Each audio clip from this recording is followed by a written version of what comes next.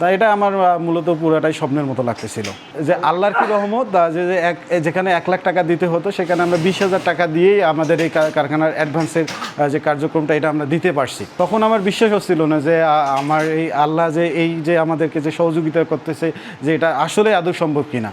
মানে আমাদের একটা হচ্ছে মূলত একটা কারখানা, এখানে জার্সি প্রস্তুত করা হয়। আচ্ছা, আমার প্রফেশন ছিল হচ্ছে আমি ফ্রিল্যান্সার ছিলাম। তো আমার শিক্ষাগত যোগ্যতা যদি বলি, আমি টেক্সটাইল ইঞ্জিনিয়ার।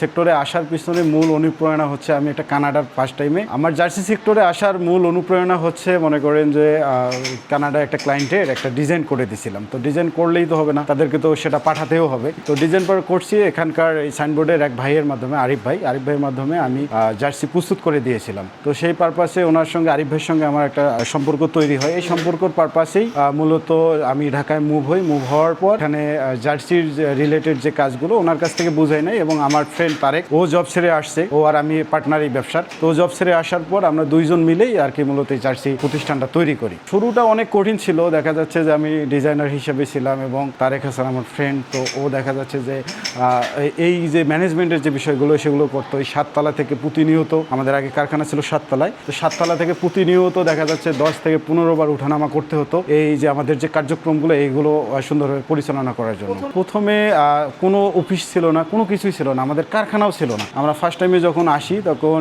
দেখা যাচ্ছে আরিফ ভাইয়ের মাধ্যমেই আমরা একটা লোকের সঙ্গে পরিচয় হই, তার মাধ্যমে আমরা কাজ করে নিতাম। কোনো অফিস ছিল না, আমরা বাসা থেকে পরিচালনা করতাম সব। তো আমরা মূলত যে কাস্টমাইজ অর্ডারগুলো নিতাম সেগুলো হচ্ছে অন্য মানুষের কারখানা থেকে সেগুলো প্রস্তুত করে নিয়ে আমরা কাস্টমারের কাছে ডেলিভারি দিতাম ফার্স্ট টাইমে। আমরা আগে কিন্তু কাস্টমারকে প্রোডাক্ট ডেলিভারি দেওয়ার পর আর কাস্টমারের ফোন রিসিভ করতাম না, ভয়ে। আমাদের মনের ভিতরে একটা ভয় কাজ করতো যে দেখা যাচ্ছে যে কাস্টমারের কোনো মাল নাম ভুল গেছে কিনা, বা সেলাই উল্টাপাল্টা হয়ে গেছে কিনা, বা কালার ডিসকালার হয়ে গেছে কিনা। ঘুমের মধ্যে ফোন রিসিভ করে কাস্টমারটিকে শুনতে হচ্ছে ভাইয়া এক হাতা দেখা যাচ্ছে উপরে উঠতেছে আর এক হাতা ছোট হয়ে যাচ্ছে, আমার নাম একটা চলে আসছে আর একটা নাম। এই কারণেই মূলত এই যে সমস্যাগুলো ফেস করার কারণেই মূলত আমরা দুই বন্ধু মিলে সিদ্ধান্ত নেই যে না, আমাদেরকে একটা নিজের প্রতিষ্ঠান দাঁড় করাতে হবে।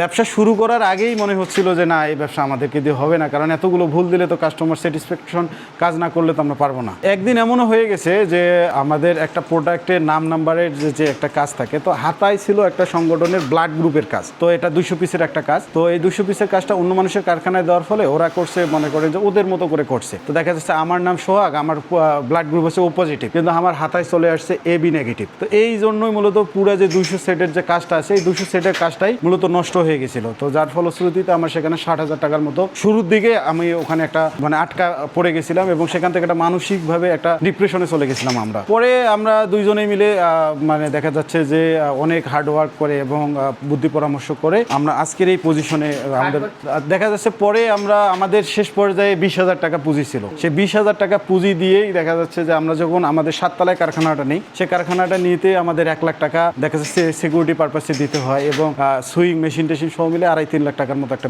কারখানা নেওয়ার পরেই প্রথম অর্ডার একটা ছিল আমাদের হচ্ছে ডুয়েটের 200 পিসের একটা কাজের। এটা একটা অর্ডারটা ছিল কাস্টমাইজ জার্সি ডুয়েটের বিভিন্ন ডিপার্টমেন্টের। তো আমার মূলত একটা কারিগর দিয়ে আমরা শুরু করছিলাম আমার কারখানাটা, কিন্তু আমার কারিগর একজন থাকার কারণে আমাদেরকে দেখা যাচ্ছে যে মেশিনে বসে কাজ করতে হবে। তখন চিন্তা ভাবনা ছিল যে এটাই আমার জীবনের একটা ফার্স্ট পদক্ষেপ, এখান থেকে আমাদেরকে ঘুরে দাঁড়াতে হবে, এখান থেকে আমাকে যাতে আমার প্রতিষ্ঠানে 150 শ্রমিক কাজ করতে পারে, এটাই আমার চিন্তা ভাবনা ছিল আমাদের।